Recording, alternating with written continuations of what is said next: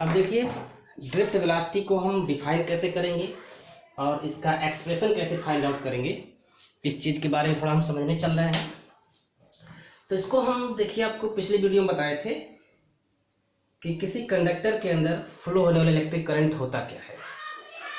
तो यहाँ पर एक कंडक्टर हमारे पास है सिंपली। तो आप जानते हो इस कंडक्टर के अंदर फ्री इलेक्ट्रॉन्स होते हैं और ये फ्री इलेक्ट्रॉन्स रैंडम मोशन करते रहते हैं। These free electrons of conductor moves randomly zigzag path पे इस प्रकार मूव करते हैं कि इस कंडक्टर के अंदर फ्लो होने वाला नेट करंट जीरो होता है। तो since the net current flow in conductor is equal to zero, so its average thermal speed is also zero. Average thermal speed is also zero. Conductor के अंदर जो फ्री इलेक्ट्रॉन्स मूव करते हैं वो जिस स्पीड से मूव करते हैं उसे हम लोग थर्मल स्पीड कहते हैं। ये हम लास्ट वीडियो में बता चुके हैं। And the average thermal speed of conductor must be equal to zero. अब अगर इस कंडक्टर में हमें करंट कंडक्ट कराना है, करंट फ्लो कराना है, तो इस कंडक्टर के क्रॉस हम एक बैटरी लगाएंगे या इसके एंड्स के क्रॉस एक पोटेंशियल डिफरेंस डेवलप करेंगे। तो मान लिया हमने एक बैटरी लगा करके इसके एंड्स के क्रॉस एक वी पोटेंशियल अप्लाई कर दिया। जैसे ही एक पोटेंशियल डिफरेंस कंडक्टर के एंड्स के क्रॉस डेवलप होगा, कंडक्टर के अंदर सभी फ्री इलेक्ट्रॉन पर एक इलेक्ट्रिक फोर्स वर्क करेगा जिसका direction minus plate two plus plate होगा और उस इलेक्ट्रिक फोर्स के इन्फ्लुएंस में सभी इलेक्ट्रॉन माइनस प्लेट से प्लस प्लेट की ओर मूव करना शुरू करेंगे। तो बैटरी लगा देने के बाद या इलेक्ट्रिक फील्ड अप्लाई कर देने के बाद, प्रोड्यूस कर देने के बाद, फ्री इलेक्ट्रॉन जिस स्पीड से कंडक्ट करना स्टार्ट करते हैं उस स्पीड को हम बोलते हैं ड्रिफ्ट स्पीड या ड्रिफ्ट वेलोसिटी। तो अब इसके अंदर कई इलेक्ट्रॉन्स होंगे, तो उन इलेक्ट्रॉन्स सभी इलेक्ट्रॉन का एक एवरेज वैल्यू लेते हैं, तो उसे हम सिंपली ड्रिफ्ट वेलोसिटी बोल देते हैं। तो हम कह सकते हैं drift velocity is defined as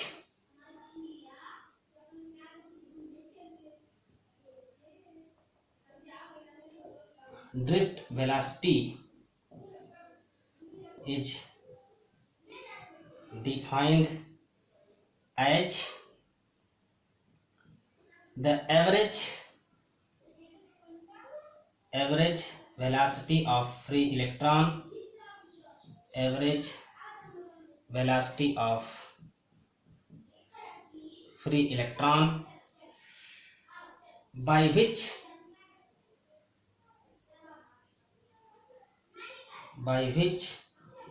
it is drifted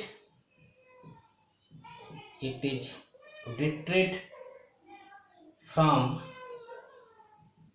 negative plate to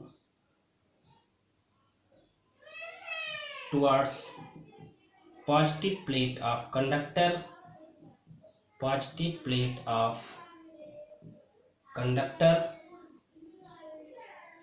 under the influence of external electric field applied. External electric field applied. Its value is equal to 10⁴ metre पर second.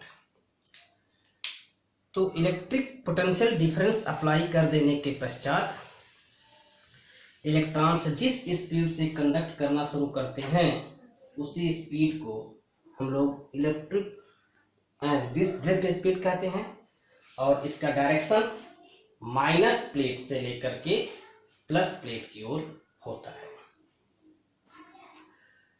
अब इसको हम एक्सप्रेस कैसे करेंगे, तो expression देखिए इसका drift velocity का।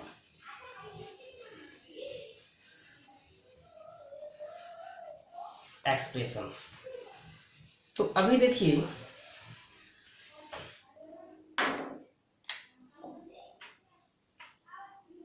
let u be the thermal speed of electron and v be the drift velocity या drift speed।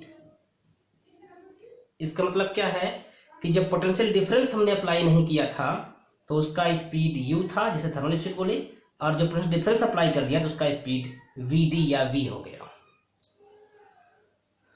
तो जब पोटेंशियल डिफरेंस अप्लाई करेंगे तो क्या होगा,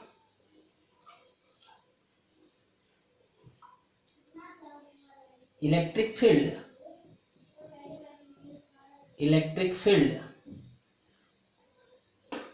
पोटेंशियल डिफरेंस V अप्लाई कर देने के पश्चात कंडक्टर के क्रॉस जो इलेक्ट्रिक फील्ड डेवलप हुआ वो कितना होगा, electric field produced across the ends of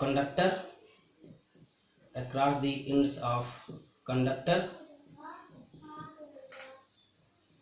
E equal to V by L, चूंकि V पोटेंशियल डिफरेंस अप्लाई किया है और L क्या है, प्लेटों के बीच का डिस्टेंस है, तो E equal to V by L.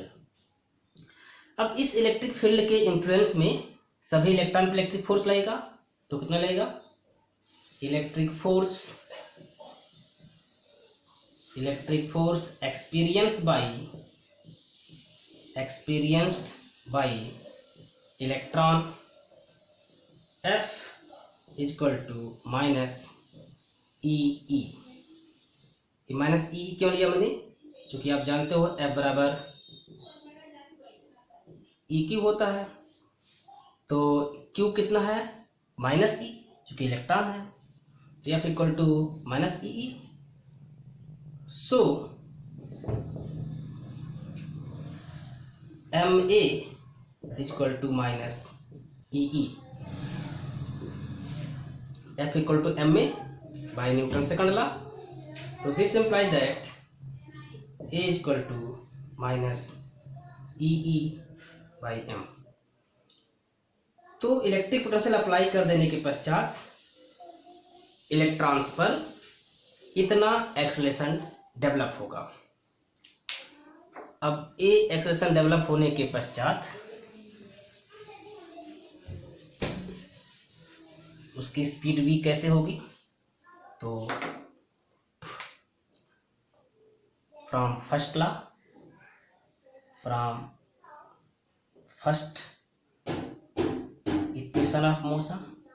Equation of motion v equal to u plus a t से v मेरा क्या है, ड्रिफ्ट वेलोसिटी, u क्या है मेरा, थर्मल स्पीड, और a कितना आया मेरा, ई बाई एम, और t कितना मेरा, टाउ। ओके, तो एक सिंगल इलेक्ट्रॉन का हो गया, सो एवरेज वेलोसिटी,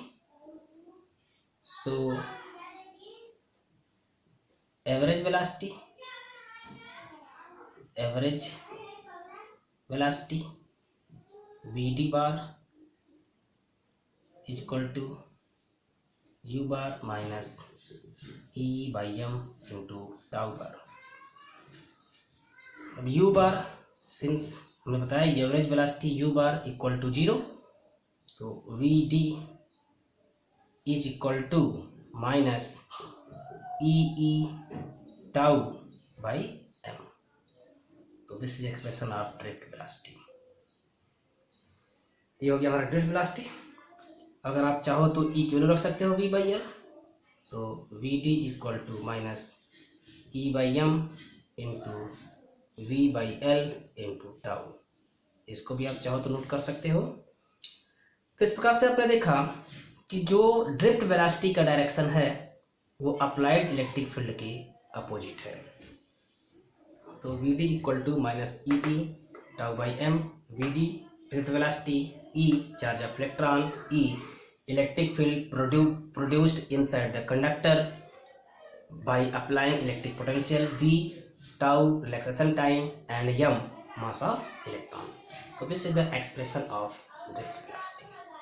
यानी कि जो ड्रिफ्ट वेलोसिटी है वो इलेक्ट्रिक फील्ड पर डिपेंड करता है। अगर इलेक्ट्रिक फील्ड घटा देंगे तो ड्रिफ्ट वेलोसिटी घट जाएगा, इलेक्ट्रिक फील्ड बढ़ा देंगे तो ड्रिफ्ट वेलोसिटी बढ़ जाएगा। अब अगर किसी कंडक्टर के अंदर कोई इलेक्ट्रॉन कंडक्ट कर रहा है, मूव कर रहा है, तो क्या उसके पाथ में कोई रेजिस्टेंस क्रिएट होगा, उसके फ्लो में कोई बाधा प्रोड्यूस होगा? तो उसको देखते हैं, जिसे बोलते हैं electrical resistance. Now we will discuss about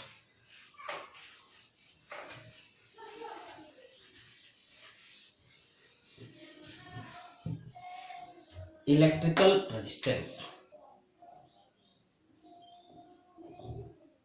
electrical resistance R.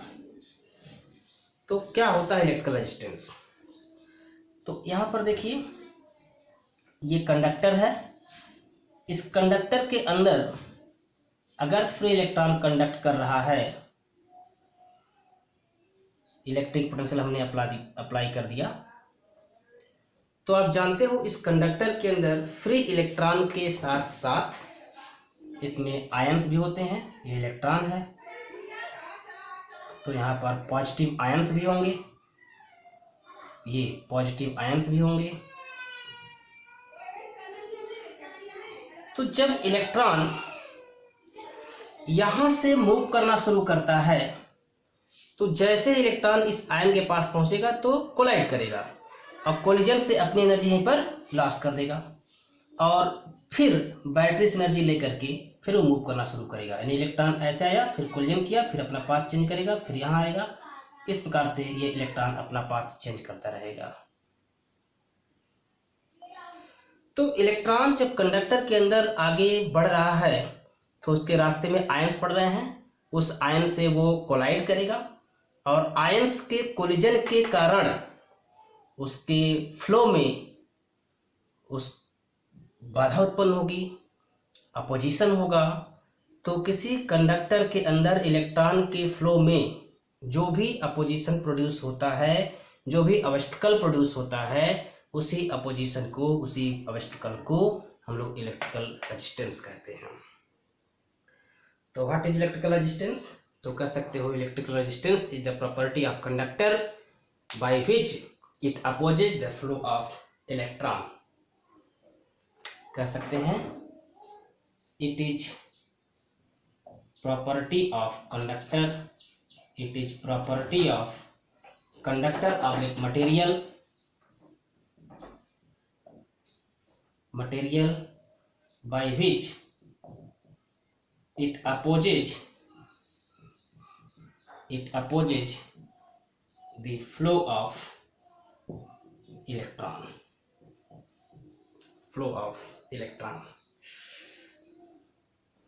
तो इस R की वैल्यू कितनी होती है?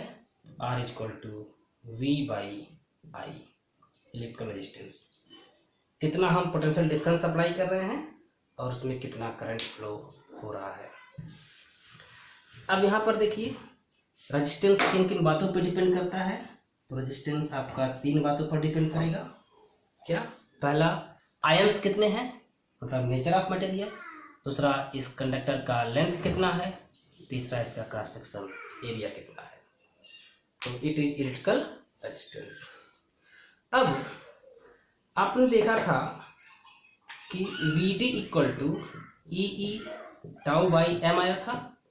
यानी इलेक्ट्रिक फील्ड बढ़ाएंगे तो ड्रिफ्ट वेलोसिटी बढ़ेगा, इलेक्ट्रिक फील्ड घटाएंगे तो ड्रिफ्ट वेलोसिटी घटेगा।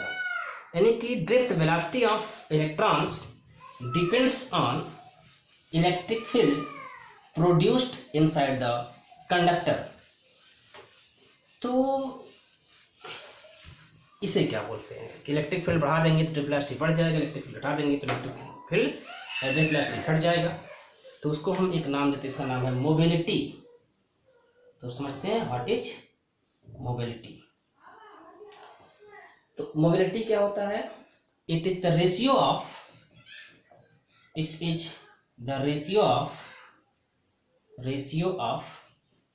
ड्रिफ्ट वेलोसिटी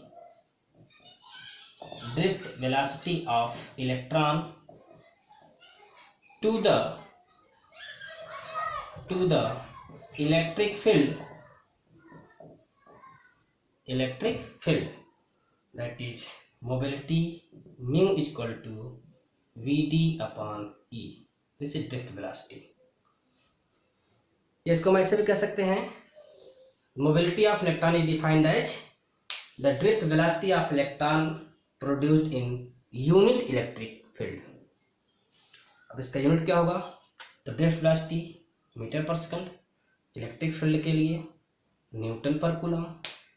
तो इस तरह से यूनिट ऑफ मोबिलिटी क्या होगा?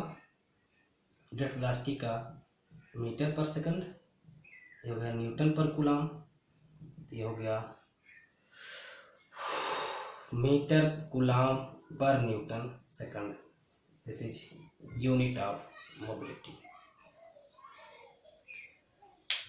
तो यहाँ पर एक चीज आपने देखा कि अगर कोई पूछे कि कंडक्टर के अंदर फ्री इलेक्ट्रॉन का पाथ कैसा होता है, स्ट्रेट या कर्व, तो आपका आंसर होगा इट इज कर्व पाथ। ये स्ट्रेट पाथ नहीं होता।